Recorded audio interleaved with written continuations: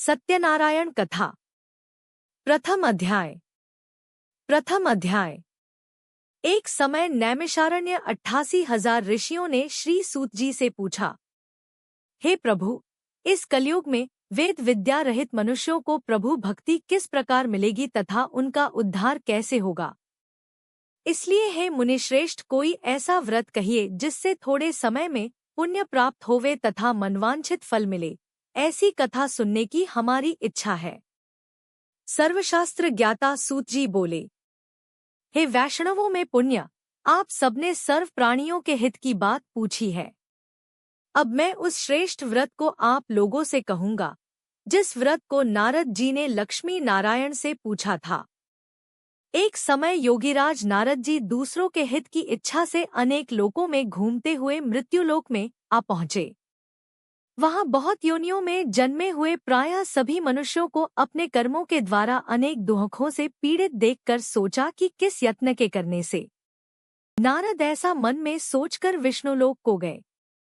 वहाँ श्वेत वर्ण और 4 भुजाओं वाले देवों के ईश नारायण को, जिनके हाथों में शंख, चक्र, गदा और पद्म थे तथा वरमाला पहने हुए थे, देखकर स्तुति करने लगे। हे भगवान, आप अत्यंत शक्ति से संपन्न हैं। मन तथा वाणी भी आपको नहीं पा सकती। आपका आदि, मध्य और अंत नहीं है। निर्गुण स्वरूप सृष्टि के कारण भूत व भक्तों के दुखों को नष्ट करने वाले हो। आपको मेरा नमस्कार है। नारद जी से इस प्रकार की स्तुति सुनकर विष्णु भगवान बोले कि हे मुनिश्रेष्ठ, आपके मन में क्या है? आपका यहाँ किस काम के लिए आगमन हुआ है? निःसंकोच कहो।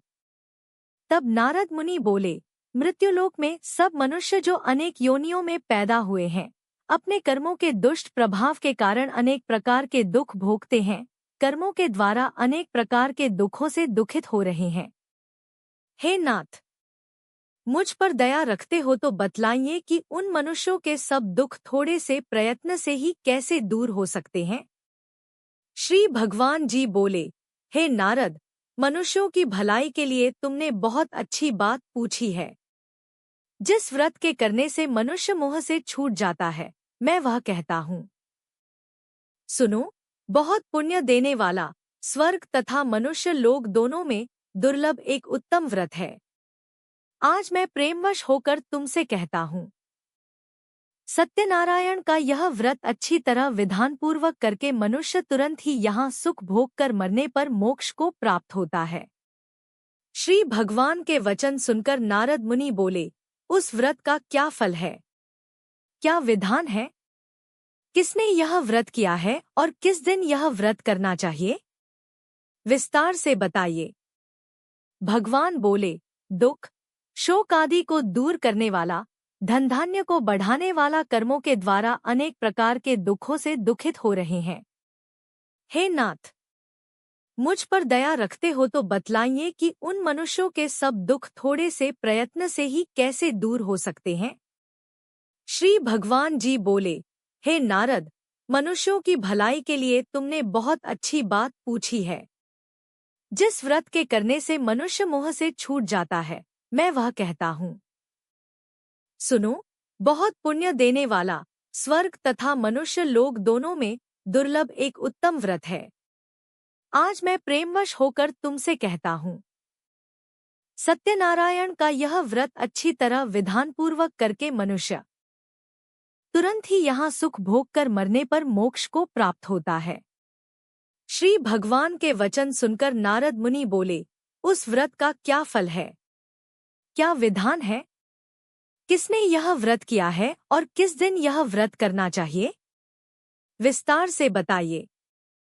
भगवान बोले, दुख, शोक आदि को दूर करने वाला, धन धान्य को बढ़ाने वाला, सौभाग्य तथा संतान को देने वाला यह व्रत सब स्थानों पर विजय करने वाला है। भक्ति और श्रद्धा के साथ किसी भी दिन मनुष्य श्री सत्यनारायण भगवान की शाम के समय ब्राह्मणों और बंधुओं बांधवों के साथ धर्मप्रायण होकर पूजा करे। भक्ति भाव से नैवेद्य, केले का खंभ, घी, दूध और गेहूं का चूर्ण सवाया लेवे। गेहूं के अभाव में साठी का चूर्ण, शक्कर तथा गुड़ ले और सब भक्षण योग्य पदार्थ जमा करके भगवान को अर्पण कर देवे तथा बंधुओं सहित ब्राह्मणों को भोजन करावे, तत्पश्चात स्वयं भोजन करे।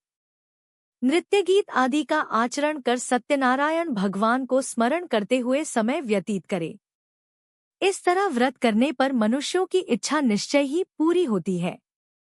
विशेषकर कलिकाल में भूमि पर यही मोक्ष का सरल उपाय है। इति श्री सत्यनारायण व्रत कथा प्रथम अध्याय संपूर्ण।